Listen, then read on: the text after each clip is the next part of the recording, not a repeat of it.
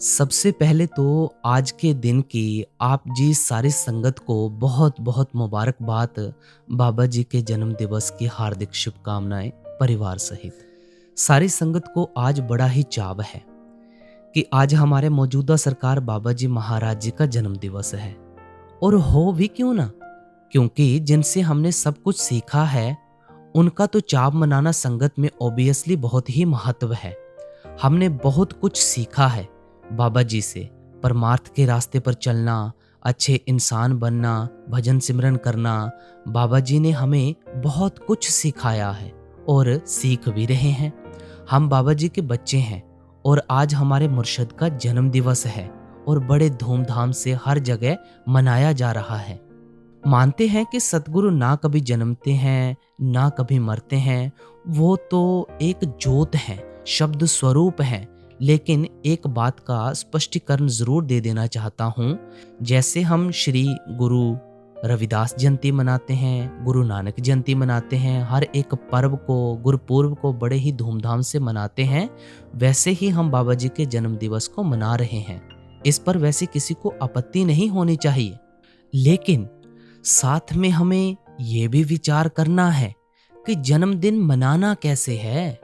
सबसे पहले हमें ये ख्याल होना चाहिए ना, भजन सिमरन कोई हमने केक काट कर या बाबा जी का बर्थडे नाच झूम कर नहीं मनाना है। हमें ये ध्यान रखना है बाबा जी को सबसे ज्यादा कौन सी चीज पसंद है। बाबा जी को पसंद है भजन सिमरन। और अगर आपने आज बाबा जी को कुछ गिफ्ट करना है तो भजन सिमरन करो। आज बाबा जी का कम से कम, ज्यादा नहीं कहूंगा, आधा घंटा या 1 घंटा ध्यान जरूर लगाइएगा। बाबा जी इससे बहुत ज्यादा प्रसन्न होंगे, क्योंकि ये अवसर आज का बहुत ही खास है। वैसे तो हर एक दिन ही खास होता है, लेकिन आप समझ सकते होंगे भाव को कि आज हमारे लिए, हमारे मुर्शिद के जन्म दिवस का कितना खास दिन है। हमने बाबा जी की शिक्षाओं को फॉलो करना है। सबसे पहले आपको ये बता दें कि बाबा जी का जन्म दिवस जो आता है वह 1 अगस्त 1954 को आता है, 1 अगस्त 1954 में। एक बाबा जी की बहुत ही सुंदर स्टोरी शायद आपने सुनी हो। बाबा जी की स्टोरी, जब बाबा जी का जन्म हुआ तब एक बहुत ही अद्भुत घटना हुई। घटना क्या थी? बाबा जी ने पैदा होने के 3 दिन तक अपनी आंखें नहीं खोली। इस पर डॉक्टर बहुत ही हैरानी में पड़ गए। और हैरानी में पड़े भी क्यों ना, ये वही सरकार है जिन्हें डंडे वाली सरकार कहा जाता है, हमारे मौजूदा सरकार बाबा जी महाराज। आगे का दृष्टांत क्या है सुनिए। बाबा जी के पिता ने बड़े महाराज जी को बुलाया। बड़े महाराज जी ने आते ही बाबा जी को अपनी बाहों में लिया और अपनी उंगली शहद में डुबोकर उनके मुंह में डाली और बोले, अब तो आंखें खोलो। इतना सुनते ही बाबा जी ने अपनी आंखें खोल ली। जब बाबा जी 5 वर्ष के थे तब वह ब्यास गए। उन्होंने सबको सत श्री अकाल बुलाई, पर बड़े महाराज जी को सत श्री अकाल नहीं बुलाई। इस पर उनकी माता श्री ने बाबा जी को बोला, अपने मामा जी को सत श्री अकाल बुलाओ बेटा।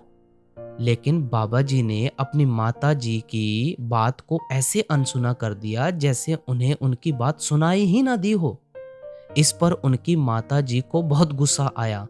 इस पर बड़े महाराज जी बोले, बहन रहने दो, ये मेरे से गुस्सा है। इस पर माता जी बोली कि हम अभी तो ब्यास आए हैं, ये आपसे किस बात पर गुस्सा हो गया? तब बड़े महाराज जी बोले, बहन ये गुस्सा अब का नहीं है, ये संसार में आना ही नहीं चाहता था, लेकिन मैं इसे लेकर आया, इसलिए ये मेरे से गुस्सा है। इससे आगे का दृष्टांत हमें पता तो नहीं है, लेकिन बाबा जी की लीला बाबा जी ही जाने। एक बार बड़े महाराज जी ने कहा था कि मैं तो सबसे प्रेम से सिमरन करवाता हूँ, लेकिन डंडे वाली सरकार आएगी जो सभी से डंडे से सिमरन करवाएगी। और साथियों, प्रेम से सिमरन किया करो, नहीं तो डंडा है ही, तो इन्हें डंडे वाली भी सरकार कहा जाता है। आगे बाबा जी के संदेश क्या हैं जो हमें अपनी जिंदगी में धारण करने हैं, आज के अवसर के ऊपर हमें प्रण लेना है। जब भजन सिमरन में शब्द कम या ना सुनाई दे, ऐसे में उचित है कि उस वक्त उसी स्थिति में रहकर ध्यान करें। फिर भी यदि शब्द सुनाई ना दे तो स्वरूप का ध्यान करके ही उठ जाएं और फिर किसी और वक्त भजन में बैठें। यदि फिर भी शब्द ना खुले तो स्वरूप का ही ध्यान करें और रोज करते रहें जब तक कि शब्द खुल ना जाए। इस प्रयास में 4-6 दिन या 2 हफ्ते भी लग जाएं, पर राधा स्वामी दयाल की दया से कम या ज्यादा शब्द जरूर खुलेगा। जब भजन में परमार्थी बैठे और विचार संसारी मन पर हावी होने लगें और हटाने से भी ना हटें, तो उचित है कि उसी स्थिति में ध्यान और सुमिरन ही करें। जब ध्यान में मन लग जाएगा तो विचार स्वयं ही दूर हो जाएंगे। फिर भी यदि मन में तरंगे उठती ही रहें तो सुमिरन ही करें। मन सुरत और अंतर्दृष्टि को सहस्दल कमल पर टिकाकर करें। इस तरीके से निश्चित ही सुमिरन का रस आएगा और मन निश्चल हो जाएगा। परमार्थियों की अक्सर शिकायत होती है कि मन भजन में ध्यान में नहीं लगता और संसारी ख्याल ज्यादा उठाता है। तब भी उपरोक्त उपाय ही करना चाहिए, यानी 10-15 दिन नियम से रोज 1 घंटा नाम धुन सुने। इससे मन की सफाई होगी और रस भी आने लगेगा, जिससे ध्यान और भजन में भी सजगता बढ़ती जाएगी। ये बातें सारी बड़े महाराज जी की हैं, जो बड़े महाराज जी ने कही थी, आप जी के साथ साझी की गई हैं आज के अवसर के ऊपर। तो हुजूर महाराज जी भी फरमाया करते थे, सोते जागते उठते बैठते खाते पीते पाखाना में भी मालिक को याद करना है। पता नहीं कौन सी घड़ी लेखे में लिखी जाए, मालिक शुक्र है तेरा, शुक्र है, शुक्र है। आप सभी से विनम्र बेनती की जाती है कि रोज रोज मालिक की बंदगी में बैठना है। मन लगे ना लगे फिर भी बैठना है, ड्यूटी समझकर बैठना है, फर्ज समझकर बैठना है। धीरे धीरे हमारे मन के ऊपर जो प्रभाव पड़े हुए हैं वह खुद ब खुद दूर होते चले जाएंगे और मन हमारा मालिक की भक्ति में एकाग्र होना शुरू हो जाएगा। अगर हम अमृत वेले में बैठेंगे तो और भी अच्छा होगा, क्योंकि हमारी दिनचर्या बहुत अच्छी जाएगी। बस कुछ नहीं करना, बैठ जाओ, आगे बाबा जी पर छोड़ दो।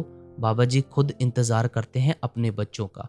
बाबा जी अक्सर सत्संग खत्म होने के बाद लास्ट में कहते हैं ना, नानक के घर केवल नाम। तो भाई उस घर में, उस परमपिता परमात्मा के घर में केवल और केवल नाम ही देखा जाएगा और कुछ नहीं देखा जाएगा। जो नाम की कमाई करते हैं उन्हें तो बहुत बहुत मुबारकबाद।